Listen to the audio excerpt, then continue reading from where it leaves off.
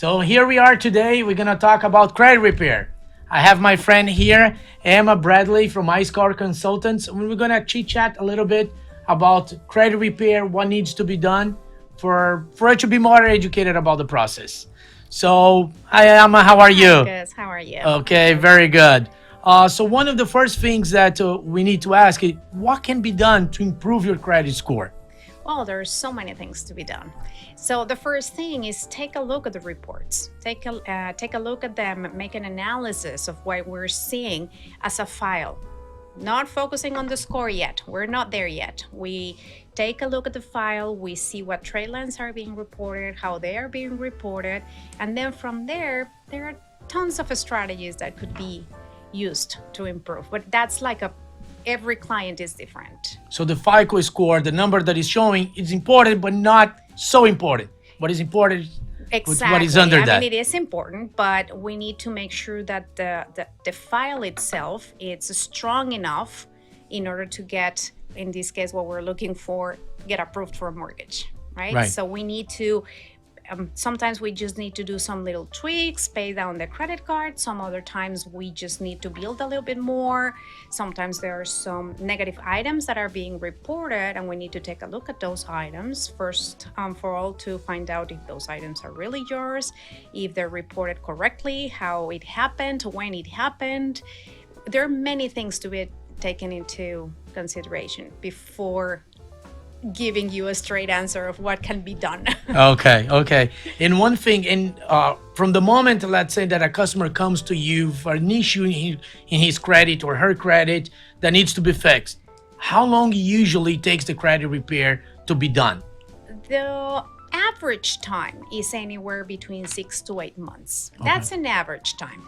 Sometimes we get lucky, and by lucky, I mean we can control what we do, you as a customer and me, because we're working as a team now. So we can control that, but we cannot control what happens when the file or the requests are already with the credit bureaus. We can't control who's opening the letter and what they're choosing to do with it.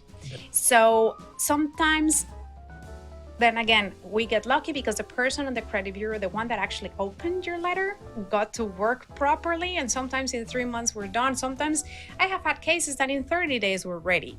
Some other cases, they take longer. But an average, I would say about 6 months. Yeah, about 6 months. So it doesn't depend on you. Even if you do all the best and everything, it's gonna depend who's opening that letter, if he's really willing to help you out and do the things in the right time, right? Right. I mean, and one of the things that we've been facing, especially after the pandemic, the credit bureaus have been receiving so many letters and so many requests that sometimes it's not that they don't want to, but they don't have enough time or staff to get to you. So, and by law, the Fair Credit Reporting Act is giving them 30 days to finalize the investigation, the request or process or whatever. And Right. sometimes those 30 days are not enough for them. And then is when we need to keep pushing. And that's why sometimes it extends from 6 months to 8 months. And well, to be honest, we have had cases of up to a year, but Right. those are not too many. Right, right. And it depends on the situation, I believe, of every customer. Every customer has different situations in their credit report. May take shorter, may take longer, and you don't know until you see all that information to be able to start working on it. Exactly. Yeah. Exactly. Okay. Dates have a lot to do with it. When was your last date of payment, and when, if it was reported, and what one bureau is reporting and another one is, there is a discrepancy. You know, there are so many things. Right, right. Yeah. And regarding for our customers here, people that are interested to get more information, usually what is the cost? Is there a fixed cost associated with the credit repair? How? There are many, I mean, there are options out there. The one thing that you need to be careful is that as credit repair agencies, we're not allowed to charge up front. If you go somewhere and they are asking you for money up front, run. Legally, we're not allowed to charge up front. So there are two ways. There are some agencies that they like to charge as per deleted item. Mhm.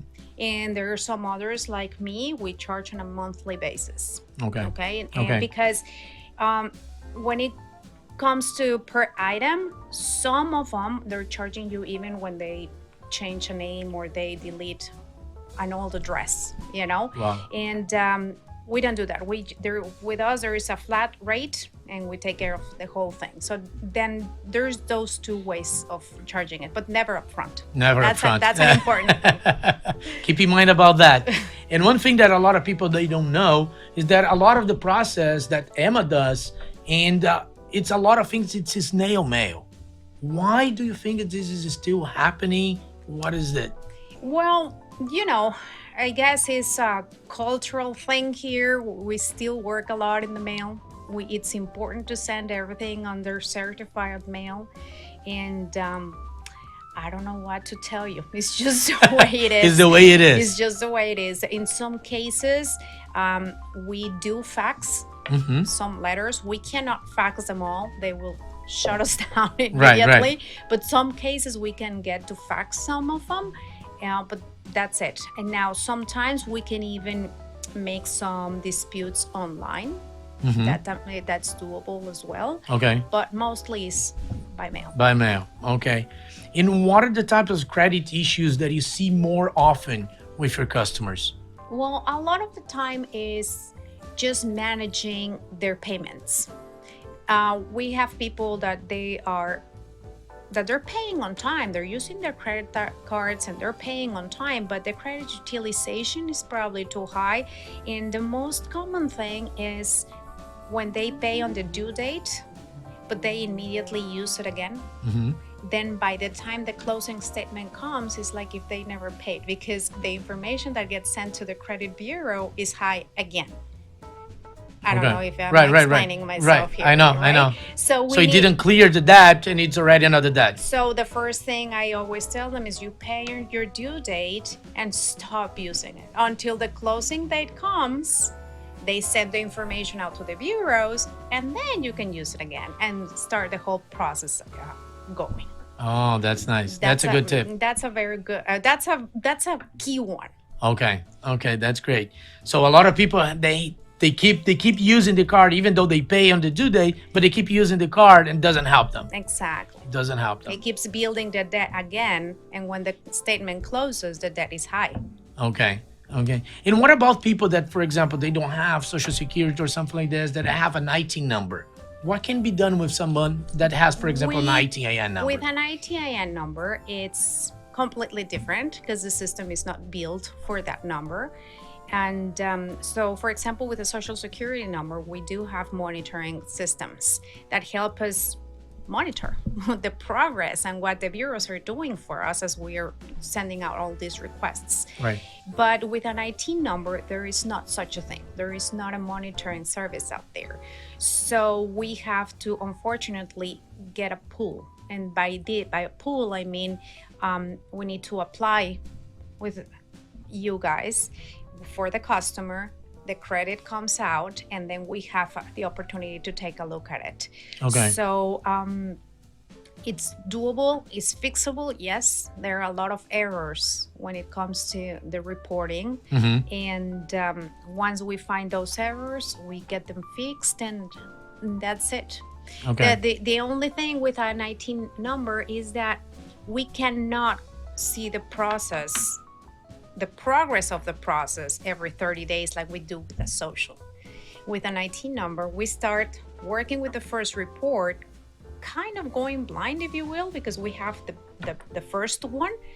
But based on our experience, we kind of already know what's going to happen, what they're going to respond to us, because they're very in an automated way. So we work it for 3 full months. And at the end of the third month, we request another copy of the report. Usually, that's enough. Okay. Usually, by the time the next report comes in, they're ready.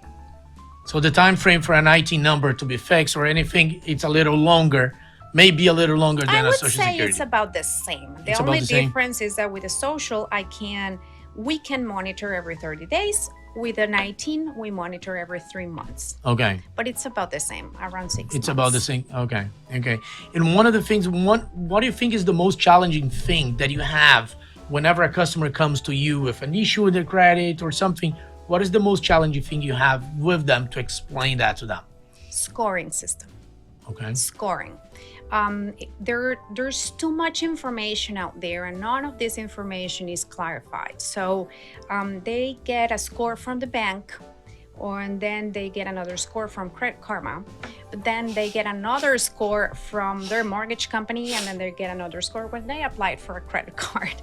And trying to explain all these different scoring systems and models that are out there, it becomes quite challenging because it's confusing even for us sometimes. Yeah, I know.